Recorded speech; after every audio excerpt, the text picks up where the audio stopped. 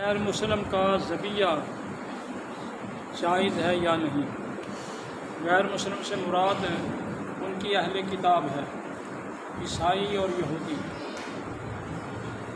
اور پھر یہ ہے کہ وہ غیر مسلم ممالک جہاں اگرچہ مسلمان تو رہتے ہیں لیکن حکومت جو ہے وہ غیر مسلموں کی ہے، تو وہاں کا ذبیحہ اگر آ جائے مسلمانوں کے پاس تو کیا اس کا استعمال کرنا جائز ہے یا نہیں؟ پہلی بات تو یہ ہے کہ اللہ تبارک و تعالیٰ کا ارشاد ہے، حرمت علیکم المیتۃ والدم ولحم الخنزیر وما اہل بہ لغیر اللہ۔ فرمایا اللہ نے تم پر حرام کر دیا ہے، نمبر 1 مردار، نمبر 2 وقت ذبح جو خون نکلتا ہے وہ، اور 3 نمبر خنزیر، اور چوتھا نمبر ہے جو اللہ کے نام کے علاوہ کسی کا نام لے کر کے ذبح کیا جائے۔ یہ اللہ تبارک و تعالیٰ نے سورہ مائدہ میں بھی بیان کیا اور غالباً سورہ انعام کے اندر بھی ہے، لیکن یہاں سورہ مائدہ میں تھوڑی سی تفصیل آگے اور ہے کہ والمنخنقۃ والمتردیۃ والنطیحۃ وما اکل السبع الا ما ذکیتم، کہ جو جانور لڑک کر کے یعنی پہاڑی سے گر کر کے مر جائے، یا جس کو ڈنڈے سوٹے کے ساتھ مارا جائے، یا جو جانور کھائے اور وہ مر جائے، اگر بچ جائے تو اس کو ذبح کر لیا جائے تو جائز ہوگا۔ اور اس میں یہ بھی لے لیا جائے کہ جو خشکی کا جانور دریا میں گر کر مر جائے تو وہ بھی مردار ہے، آگ سے وہ مر جائے تو وہ بھی مردار ہے، دیوار کے نیچے آ کر کے مر جائے تو وہ بھی مردار ہے۔ تو اب 2-3 صورتیں آئیں۔ نمبر 1 تو ہے کہ ذبح کرنا، ذبح کرنے میں یہ ہے کہ صاحب ایمان ہو، جو اللہ کو وحدہ لا شریک مانتا ہو اور اس کے پاک پیغمبر کو نبی مانتا ہو۔ اب یہاں پر یہ بات آتی ہے کہ اہل کتاب، اول تو دنیا میں اہل کتاب ہے ہی نہیں، یہ جتنے بھی ہیں یہ عیسائی ہیں یا یہودی ہیں، یہ مشرک ہیں۔ اور ان الشرک لظلم عظیم، شرک جو ہے یہ سب سے بڑا ظلم ہے۔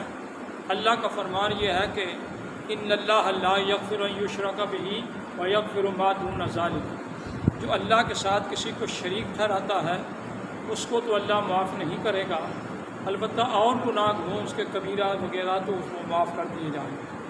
اللہ تبارک و تعالیٰ کے ساتھ کسی کو شریک ٹھہرانا یہ ایسا گناہ ہے جو بخشش کے لیے بالکل ہی اجازت نہیں دیتا۔ عیسائی حضرت عیسیٰ علیہ السلام کو اللہ کا بیٹا مانتے ہیں، یہودی حضرت عزیر علیہ السلام کو اللہ کا بیٹا مانتے ہیں، اور وہ ذبح کرتے وقت مجھے نہیں پتہ کہ کیا کہتے ہیں۔ میں نے بعض عیسائیوں سے پوچھا، جی عیسیٰ کا نام لیتے ہیں عیسائی، وہ چونکہ پتہ نہیں اسی مزیدار ہیں، انہوں نے زیادہ معلومات نہیں عیسائیت نہیں۔ جب وہ وقت ذبح عیسیٰ علیہ السلام کا نام لیتے ہیں تو وہ جانور ہمارے نزدیک حرام ہے۔ اگر یہودی وہ نام لیتے ہیں عزیر علیہ السلام کا تو ہمارے نزدیک حرام ہے، اگر یقین کامل ہو کہ وہ نام لے پڑھیں بسم اللہ اللہ اکبر تو ان کا ذبیحہ جائز ہوگا، شرطیں کہ اس پر آدمی کو یقین کامل ہو۔ اگر یقین نہیں ہے ان پر، مثال کے طور پہ آسٹریلیا سے آتا ہے گوشت، یا یہ انڈیا سے جاتا ہے گوشت، یا یہ امریکہ سے، برطانیہ سے یا غیر ممالک سے آتا ہے، تو وہ مسلمان جو ہے وہ خواہ جاپان میں رہتے ہوں یا ہندوستان میں رہتے ہوں یا مڈل ایسٹ میں رہتے ہوں، جہاں کہیں بھی رہتے ہوں، ان پر لازم ہے کہ پہلے تحقیق کریں اور اگر ان کی تحقیق کے اندر بات آئے کہ اس نے بسم اللہ اللہ اکبر کہا ہے تو جائز ہوگا۔ پھر یہ ہے کہ ذبح کرنے والے کو کم از کم اس بات کا علم ہو کہ کتنی رگیں کٹنی ہیں۔ ذبح کرنے والے کو آج کل ہمارے ہاں بھی بڑا تماشا بنا ہوا ہے کہ ہم لوگ گوشت لینے جاتے ہیں تو وہ اپنا وہ چھری مار کے انج کر کے تو وہ ڈرامے چھڑ دیتے ہیں۔ جی اکثر دیکھا گیا ہے کہ بسم اللہ اللہ اکبر نہیں پڑھتے۔ جی اس پر بھی دھیان دینا چاہیے، ہمیں اپنے ملک کے اندر بھی دھیان دینا چاہیے، قربانی کے موقع پر بھی دھیان دینا چاہیے، قربانی کے پاس کھڑے ہونا چاہیے۔ نبی پاک علیہ السلام قربانی کے پاس حضرت عائشہ صدیقہ کو کھڑا کیا، سیدہ فاطمہ زہرا کو کھڑا کیا، علی حضرت کرار کو کھڑا کیا، اور نبی پاک علیہ السلام نے یہ پڑھ کر کے انی وجہت وجہی لفطر السماوات والارض حنیفا ما انا من المشرکین ان صلاتی و نسکی و محیای و مماتی للہ رب العالمین وحدہ لا شریک لہ وبذالک امرت وانا من المسلمین اللہم لک و منک بسم اللہ اللہ اکبر۔ یہ پڑھ کے نبی پاک علیہ السلام نے ذبح فرمایا۔ تو ذبح کے وقت بسم اللہ اکبر کہنا بھی لازم ہے، اور 4 رگیں ہیں جن کا کٹنا لازم آتا ہے، اور 4 میں اگر ایک رہ گئی تو پھر بھی ذبیحہ بعض کے نزدیک جائز ہوگا، تمام کے نزدیک نہیں۔ 3 چونکہ وہ اکثر وہ کہتے ہیں کہ وہ اکثر حکم الکل، جو اکثر پہ ہو حکم کل ہو جاتا ہے، تمام کا حکم ہو جاتا ہے، وہ فاکثر حکم کل آ جاتا ہے، تو وہ 3 اگر کٹ جائیں گی تو ہمارے حنفیوں کے نزدیک جائز ہوگا، لیکن وہ ان کا 4 رگ کا کٹنا اور دواجن کا کٹنا یہ جو ہے وہ بہت زیادہ ضروری ہے۔ تو بہرحال یہ قرآن و حدیث کی روشنی کے اندر یہ بات آتی ہے کہ غیر مسلم کا ذبیحہ وہ جائز نہیں، لیکن اس کے ساتھ یہ بات بھی ذہن میں رکھیں کہ ایسے ممالک سے جہاں حکومتیں کافر ہیں اور وہ ذبح تو کرتی ہیں لیکن ان کے ذبیحے کا علم نہیں کہ کس نے ذبح کیا ہے اور ذبح کے وقت اس نے بسم اللہ اللہ اکبر پڑھا بھی ہے یا نہیں، تو ان ممالک کا ذبیحہ بھی جائز نہیں ہوگا، ان ممالک کا ذبیحہ بھی جائز نہیں ہوگا۔ اپنی چند لقموں کی لذت کے لیے آدمی حرام نہ کھائے۔ پھر یہ بھی غیر جو لوگ آتے ہیں یہ انگریزی برطانیہ وغیرہ سے، وہ کہتے ہیں کہ وہ ایک ہی گویا کہ چمچے کے ساتھ وہ خنزیر بھی پکاتے جاتے ہیں، اسی کے ساتھ وہ حلال گوشت بھی پکاتے جاتے ہیں، وہ مدغم ہو جاتا ہے سلسلہ۔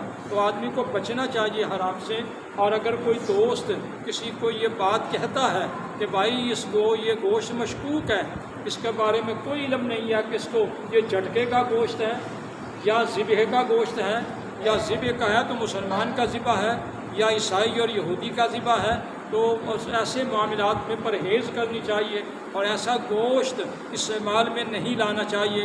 فقیر محمد خالد حسن مجددی، ابو مسعود مفتی محمد خالد حسن مجددی یہ بات آپ کے سامنے بیان کر رہا ہے کہ غیر مسلم کا یا غیر مسلم ممالک سے آئے ہوئے گوشت کا بغیر تحقیق کے کھانا جو ہے وہ جائز نہیں۔